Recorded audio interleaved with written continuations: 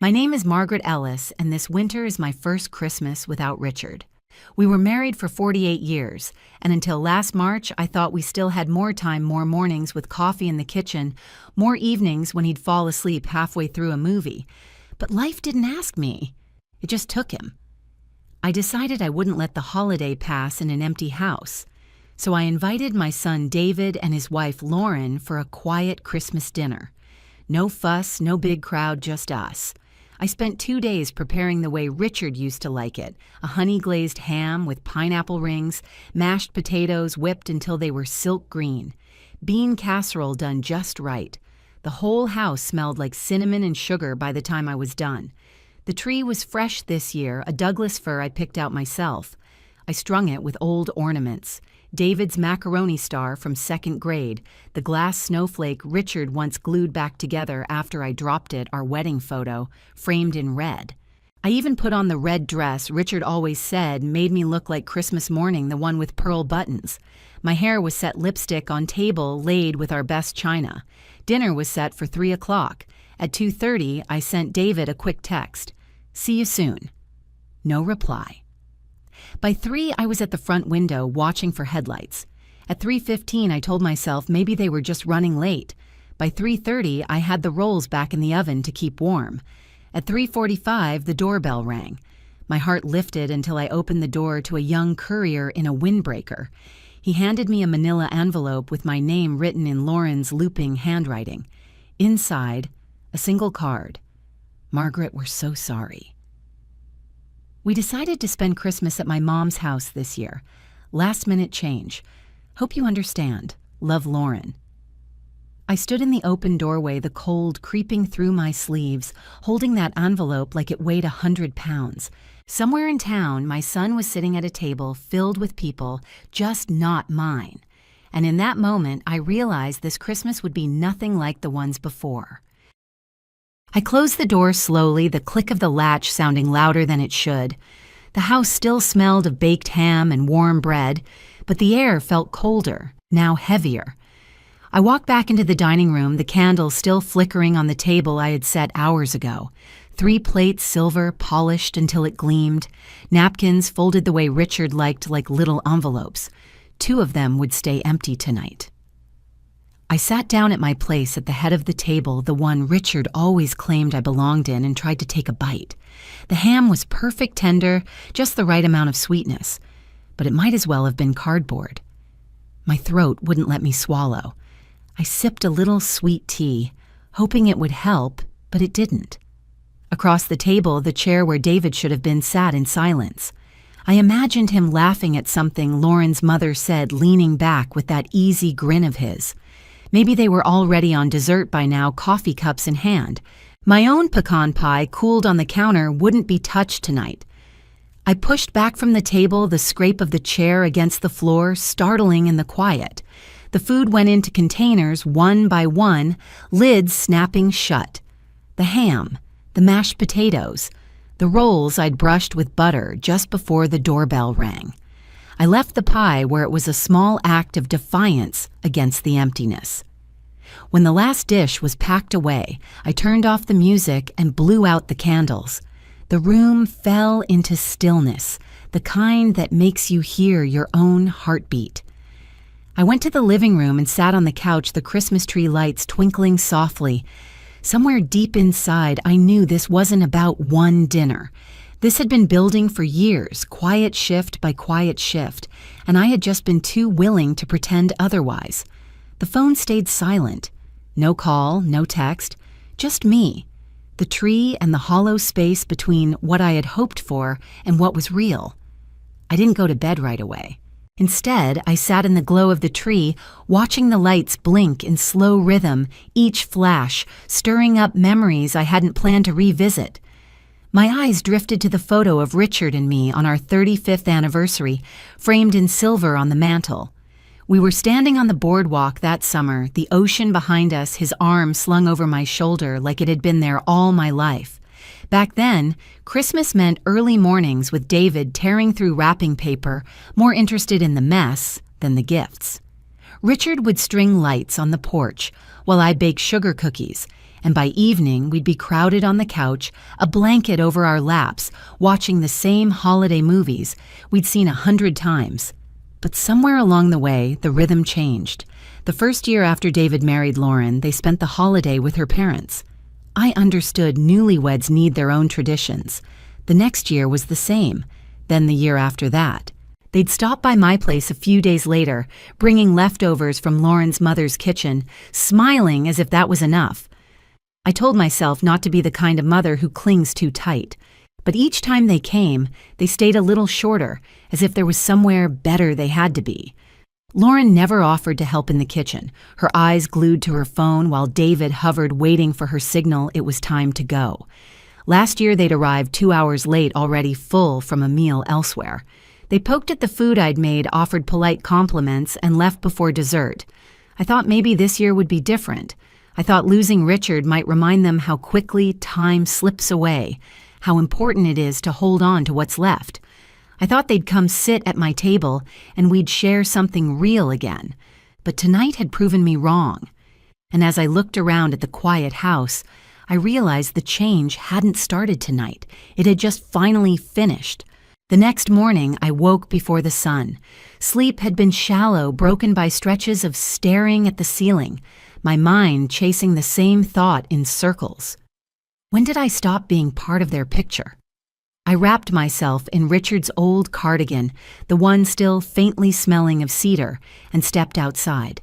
The yard was quiet under a thin crust of frost, each blade of grass sparkling in the early light. My breath hung in the air as I followed the flagstone path toward the bird feeder Richard had built from scrap wood. That feeder had been his Saturday ritual. Even in the coldest months, he'd bundle up, refill it, and stand there a while, watching cardinals and chickadees dart in for their breakfast. I reached up to brush away some ice from the little roof, and that's when I saw it. Something tucked between the post and the wood, an envelope, edges slightly weathered but sealed tight. My name was written across the front in his handwriting. Just Margaret. No last name, no address. My fingers trembled as I pulled it free. Inside was a single line ink, slightly faded. If you're reading this, go to the desk, top drawer. Back inside, I didn't even take off my coat. I went straight to Richard's desk in the study, the one I'd hardly touched since he passed. The top drawer slid open easily, and taped to the underside of the panel was another envelope, thicker than the first, with a small brass key clipped to it. The note inside was short. If they ever shut you out, this will make sense. It's yours. Always was. You just didn't know it. Beneath the note was a folded legal document, a deed with my name on it. The address was unfamiliar, somewhere in the hills outside Rutland. I'd never heard Richard mention owning another property. I sat there for a long moment, the key heavy in my hand. Whatever this was, he had planned it for me, and something in my chest told me it was time to find out why. By mid-morning, I had a small overnight bag packed just a change of clothes, my wool coat, a flashlight, and a thermos of coffee. Richard used to say you should always carry more than you think you'll need just in case. I slipped the brass key into my pocket and set the address into my GPS. 42 minutes, it told me. 42 minutes to a place my husband had kept secret. The drive took me through winding back roads lined with bare maple trees, their limbs black against the winter sky. Snow clung to the ditches, the kind that refuses to melt until spring. When I turned off the main road, the gravel crunched under my tires, leading me down a lane with no street sign. At the end sat a small cedar-sided house with green shutters and a stone chimney. Smoke wasn't coming from it, but somehow the place didn't feel abandoned. I climbed the porch steps, the wood creaking softly under my boots. The key slid into the lock as if it had been waiting for me. Inside, the air was cool but clean, faintly scented with pine. The first thing I saw was the living room and the photos. Frames lined the mantel above a brick fireplace, Richard and me on our wedding day. David as a toddler, our family at the lake one summer. Some of those photos I hadn't seen in years. The furniture was familiar too. The quilt from our old guest room, the coffee table Richard had refinished one winter when the shop was slow. In the corner stood his favorite reading chair, the cushion slightly indented as if he'd just stood up. On the coffee table lay a folded note.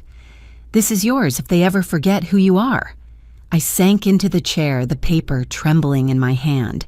He had built this, not just a house, but a refuge, a place where I was still seen, still known.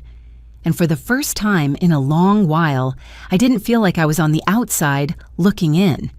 2 days after I found the house, my phone rang with a number I didn't recognize. Normally, I would have let it go to voicemail, but something nudged me to answer. Mrs. Ellis. The voice was warm, measured. "My name is Thomas Harris. I was your husband's accountant." I sat down at the kitchen table. "Yes, Mr. Harris. I hope I'm not calling at a bad time. Richard left me with very specific instructions to contact you only if circumstances changed, if something didn't feel quite right with the family." He paused, as though giving me space to speak. I thought of the envelope from Lauren, the empty table. "Things have changed," I said quietly. "Then I think we should meet." The next afternoon, I found myself in a small office above a bakery downtown. Harris was older than I'd expected, late 60s maybe, with silver hair and clear blue eyes. He greeted me with a firm handshake and pulled a slim black folder from his desk. "Richard was a prudent man," he began. "5 years ago, he moved a portion of his retirement into a separate trust in your name only. It's not tied to the family accounts." I frowned. "I didn't know about this. He didn't want you to until you needed to. There's roughly $700,000 in it now, plus another $80,000 in a private savings account. Both are yours alone." I sat back stunned. "There's more," Harris said, sliding several photocopied emails across the desk. "Your son contacted Richard multiple times asking to restructure assets for easier management. He also implied you might not be able to handle things on your own in the future." The last page made my hands tighten. It was a copy of a check withdrawal, $15,000 from my joint account, my signature forged. The funds had gone to a property in New Hampshire under Lauren's name. "Richard confronted them quietly," Harris said. "After that, he began moving assets where they couldn't touch them. He wanted you to be protected." I left the office with the folder pressed against my chest, my pulse steadying into something new resolve. I pulled into my driveway just as the sun was dipping behind the rooftops. The air was sharp, the kind that nipped at your cheeks and made your breath visible. That's when I noticed a dark SUV idling across the street. David's. I stepped out of my car folder, still in my hand, and walked up the porch steps. Before I could get the key in the lock, I heard footsteps behind me. Mom. David said, his hands shoved deep in his jacket pockets. I turned. "David?" He gave me a smile that didn't reach his eyes. "We need to talk." I opened the door just enough for my body to block the entrance. About what Christmas, he started glancing toward the SUV where I could see Lauren's silhouette in the passenger seat. Things got busy. Lauren thought it'd be easier to spend it at her mom's this year. We didn't want to hurt anyone's feelings. "You could have called," I said evenly. "I know, and that's on me." He shifted his weight. "Actually, I wanted to ask if you needed help with Dad's accounts. I've been going through some old files and thought maybe—" "What made you think I needed help?" I asked. His eyes flickered. "We've just been worried. You've been quiet, and you mean the property in New Hampshire I cut in." He froze. Or the $15,000 check with my name on it that I never signed. His mouth opened, then closed again. I stepped back, my hand still on the door. "You weren't checking on me, David. You were checking on what I have. And you should know your father made sure I don't need you to manage anything for me." He looked away, jaw tight. "Go home," I said. "Tell Lauren I said hello." Without another word, he turned and walked back to the SUV. I watched it back out and disappear down the street, the night swallowing it whole. 2 mornings later, the phone rang just after sunrise. I was still in my robe nursing my first cup of coffee when I saw the name flash across the screen, Irene Walters. She'd been my neighbor for over 20 years, the kind of woman who could smell trouble before it reached the end of the block. "Margaret," she said without preamble, "have you heard what Lauren's been saying?" My stomach tightened. What now? She's telling people, mostly her side of the family, that you're not well, that you might need someone to step in legally. Irene's voice sharpened. A cousin of mine heard it from her sister-in-law, who still works down at the county clerk's office. I stared out the kitchen window at the frost-covered garden. So she's laying groundwork. That's exactly what she's doing, Irene said. And if she gets serious, they could try to have you declared unfit to handle your own affairs. It should have shocked me, but it didn't. It just made the air in the room feel colder. She's clever, I murmured. Always careful not to get her hands dirty. Not clever enough to think you'll just roll over, Irene shot back. I'll be over in an hour. We're putting this in writing. By 10 o'clock, she was at my kitchen table with a laptop, a folder of legal templates, and a loaf of her cornbread. We drafted a formal statement, clear and firm I was of sound mind, fully capable of managing my own life, and any attempt to challenge that would be met with legal resistance. We included a signed statement from my doctor dated just last month, attesting to my mental and physical health. At the bottom, in my own handwriting, I added, I am not confused. I am not unstable. I am simply done, being treated like an afterthought. When we were done, we sent certified copies to both David and Lauren. As I watched the envelope slide into the outgoing mail tray, a strange calm settled over me. I wasn't just defending myself anymore. I was closing the door they'd been trying to wedge open for years. A week later, on a quiet afternoon, there was a knock at my door. I wasn't expecting anyone, but when I looked through the window, I saw Thomas Harris standing there, a small cardboard box in his hands. I hope I'm not intruding, he said when I opened the door. Richard gave me this the week before he passed. He told me not to hand it over until I thought you were ready. I stepped aside to let him in. And you think I'm ready now. He gave a small, knowing smile. I do. We sat at the kitchen table. The box was about the size of a shoebox, taped neatly, my name written across the top in Richard's steady handwriting. I didn't open it until Harris had left. He said it was something personal, meant for me alone. Inside was a dark green leather journal, edges worn smooth from handling. On the first page in his handwriting, Richard had written, "If you're reading this, it means I didn't get to say all this out loud. So here it is. All of it." I turned the pages slowly. The first entries were simple, what he'd cooked that day, a joke he'd heard at the hardware store, a memory about the summer we took David to the Grand Canyon. But as the months went on, the tone changed. He wrote about his worries, not about dying, but about me after he was gone. He'd noticed David pulling away, how Lauren made him feel like visiting me was an obligation instead of a choice. He wrote that I was the strongest person he knew, but that strong people sometimes hide their hurt too well. Halfway through, one entry stopped me cold. If you ever find yourself sitting at our table in that red dress waiting for someone who never shows, remember it's not because of you. They left, but you are still here. And you are still enough. I closed the journal, holding it to my chest. The house was quiet, but for the first time in months, it didn't feel empty. 1 year later, Christmas morning dawned with a pale gold light spilling over the hills. The cedar house smelled of cinnamon and roasted sweet potatoes. In the kitchen, music played low while I arranged pies on the windowsill to cool. This year, the guest list was different on purpose. A few women from the quilting group in town, a young couple who'd just moved in down the road, and 3 kids from the church art program who had nowhere else to go today. People who had said yes without hesitation when I invited them. By noon, the driveway was filling with cars.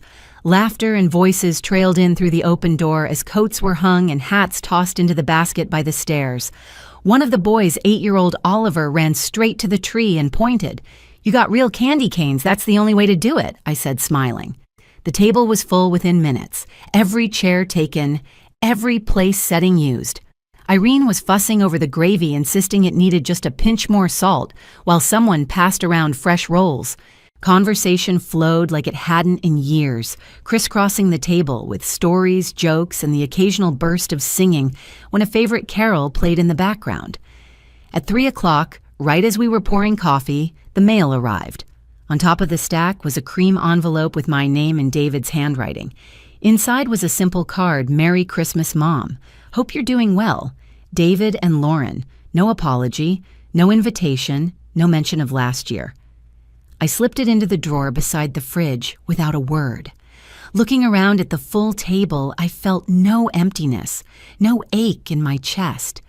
This was a different kind of family, one built not from blood alone, but from people who showed up. Outside, snow had begun to fall in soft flakes, catching the glow from the porch light. I thought of Richard's journal of the line he'd written about being enough and realized I finally believed it. After dessert, the kids bundled into coats and spilled out onto the porch with sticks of chalk I'd tucked into their gift bags.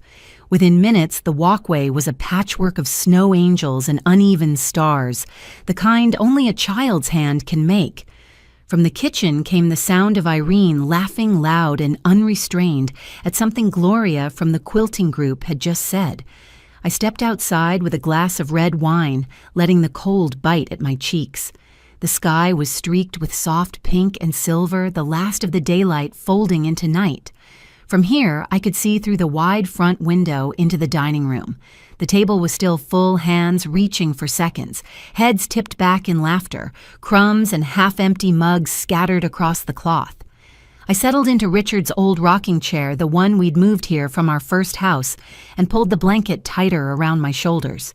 Last year, I had sat in a different house, in a different chair, staring at an empty table laid for people who never planned to come. Now the table before me wasn't just physically different, it was something I'd built out of choice, not habit. A place for those who wanted to be here, not those who felt obliged. I thought of David's card in the drawer. It would stay there untouched.